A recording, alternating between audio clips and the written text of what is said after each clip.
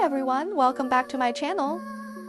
Today, I'm sharing something that really shook me.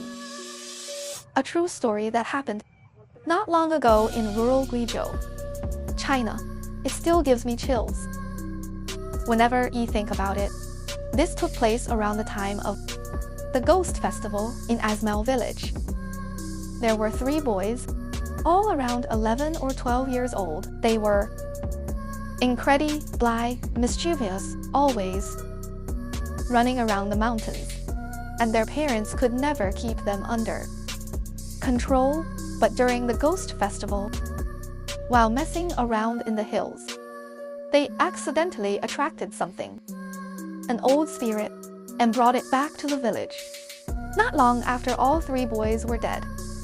Now, I've never been a full believer in ghosts, but I've never completely dismissed them either. This incident, though, it felt different.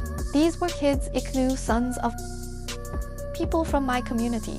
What happened was so strange and unsettling. It's stuck with me ever since. You might be wondering, what exactly did they disturb?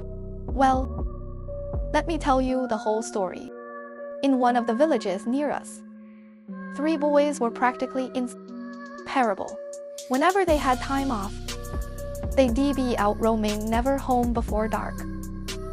Even though everyone knows the saying, during ghost month, spirits wander, the boys didn't pay it any mind. They kept playing deep in the mountains like always. It all started on market day. The 3 had planned a trip to town together that afternoon. They returned safely, but soon after, things took a weird turn. They became quiet, withdrawn. They hardly went out anymore. Their parents noticed, but figured since they weren't sick, it was nothing serious. Now, Guizhou is super mountainous.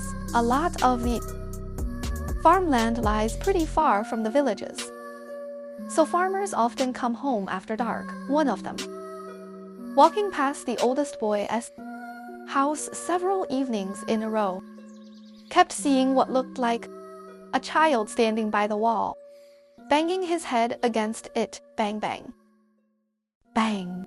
He couldn't make out the face, but he assumed it was the boy being reckless. Later, he even said to the parents, "Kids will be kids, but you then they've to punish him so harshly." The parents were confused. They hadn't laid a on their son. They'd never seen him banging his head like that. But here's the thing. What that farmer saw wasn't the boy. It was the spirit trying to break in. Things slowly got worse. One afternoon, all 3 boys left home together. Nobody thought much of it at first. But when night fell and they still weren't back, their families began to panic. The whole village searched. The police got involved, but there was no sign of them anywhere.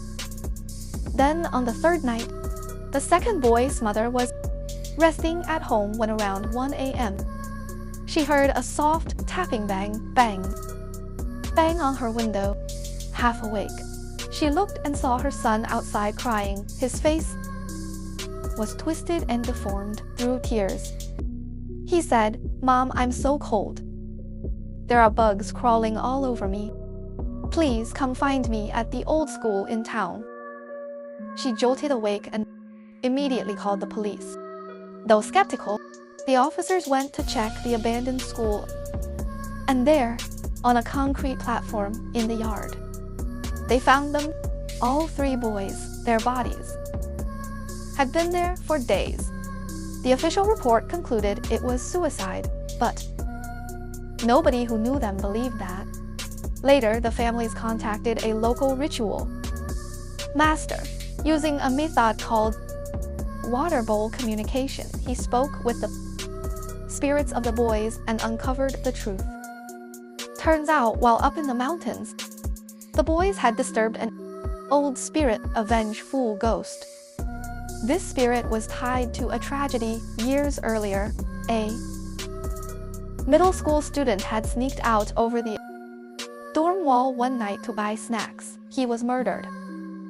by a homeless man, decapitated, his body left in the woods behind campus. After that, the school was haunted. Students told stories of seeing his face pressed against windows late at night, or feeling him climb into bed beside them. The master explained that because he died with so much rage and injustice, his spirit never moved on. It stayed in those mountains, and when the three boys trespassed and disrespectfully provoked him during the ghost festival, he followed them home. In the end, this tragedy might have been avoided. There were signs, the silence, the strange comments one boy kept making to his mom. "When I leave this time, I'm not coming back." But sometimes you'll only understand these things when it's too late. Let me know in the comments if you've heard similar stories from where you re from. If this sent a shiver down your spine, like and subscribe for more. Thanks for watching.